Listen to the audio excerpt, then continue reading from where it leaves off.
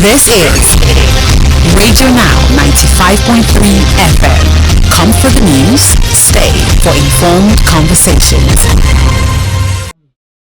You're welcome to the conversations right here on your Beyond the News station, Radio Now 95.3 FM Lagos. Today's conversation begins in the judiciary, where the Chief Justice of Nigeria, CJN, will swear in 57 new senior advocates of Nigeria to commemorate the start of the new legal year. The inauguration is scheduled for the 29th of September. We'll have the CGN Kudirat Kekere Ekun deliver an address that reviews the 2024-2025 legal year.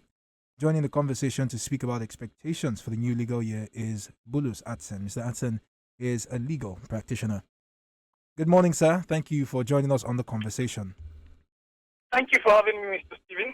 An absolute pleasure. So, Mr. Atsen, let's start with, I guess, essentially a sense of what to expect at the inauguration ceremony on the 29th of September. The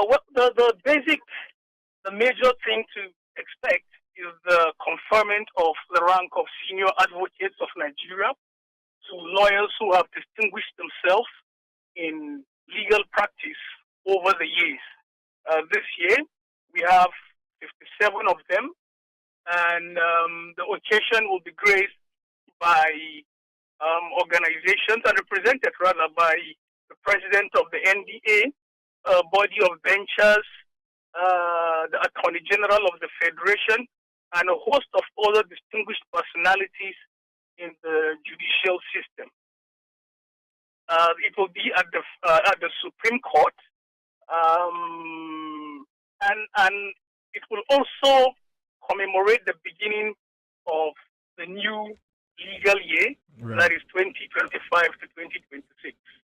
So, to get to this new legal year, can you speak to the focus of this new legal year? Has there been an announcement about what the legal year will focus on, and can you share that with us?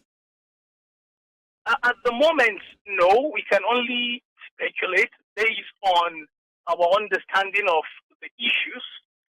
We expect that in the course of the speech of the Chief Justice of Nigeria, we will understand the focal points or focal areas of this new legal year. But I could tell you for free that we're likely to have a less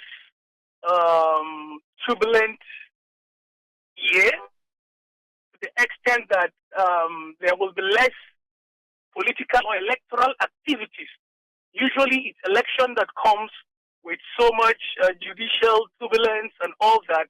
But aside that, the Supreme Court went to the vacation with a pending matter, a very important matter involving the River State governor now, suspended but reinstated, Sim Fubara, wherein PDP governors instituted an action against the federal government for declaring state of emergency in Rivers. That matter is yet to be assigned for hearing. So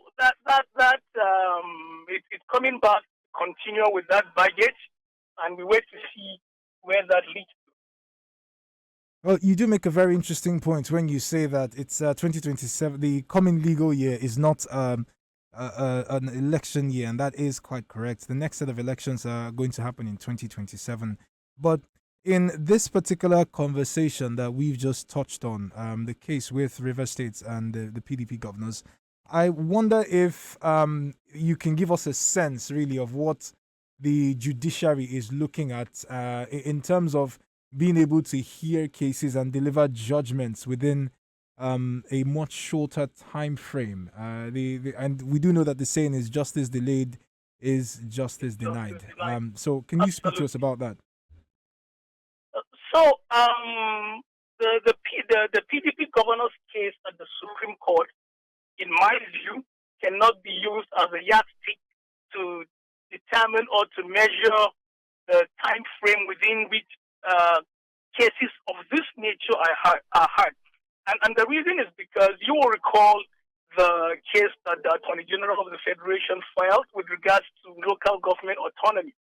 So that case was heard within record time from the date of filing to hearing, no, from the date of hearing rather to judgment.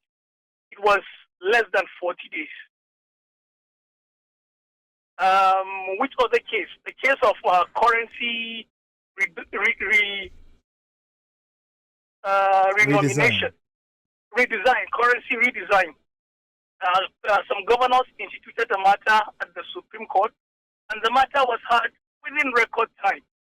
So this kind of raises some concerns, and some critics have actually criticized the judiciary for failing to hear this matter within record time. But talking about other cases in other courts, it's true that cases last longer than they should.